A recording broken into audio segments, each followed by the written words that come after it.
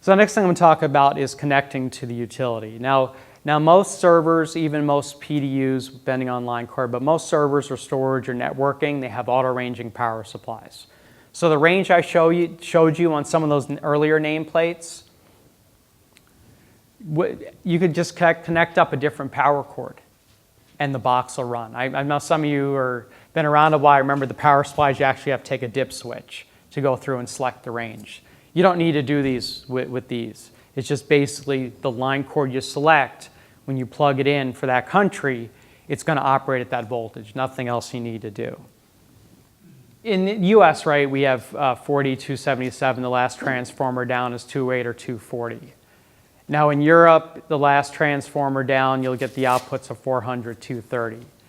Now there's different voltages. You know, those of you familiar with the electrical stuff, right, you know that line to line is 208 or 240 in North America, depending on the type of transformer. And Europe is 230 line to neutral. So you can see that with a nameplate, I have all the voltages covered basically throughout the world. There's no one that operates on anything different, you know, 200 to 240. One of the things that I get a lot of questions about is this right here. So there's this setup here where you take the 40 volt transformer, the feeder, and you're putting an auto transformer on, getting the 400 and then the 230 line to neutral out. So basically what this is giving you is it says European Power North America.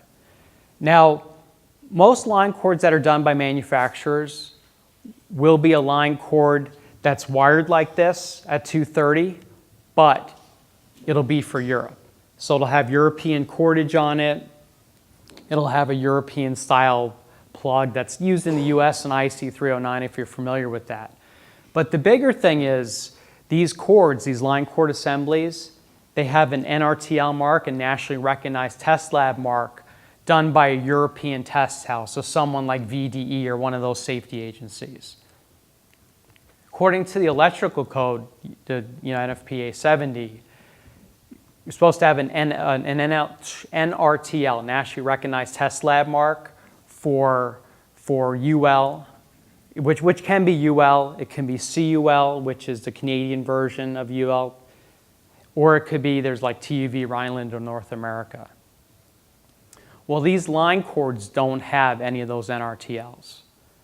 So what that essentially means is that the authority having jurisdiction over the electrical installation should make a call as to whether they can accept this line cord or not.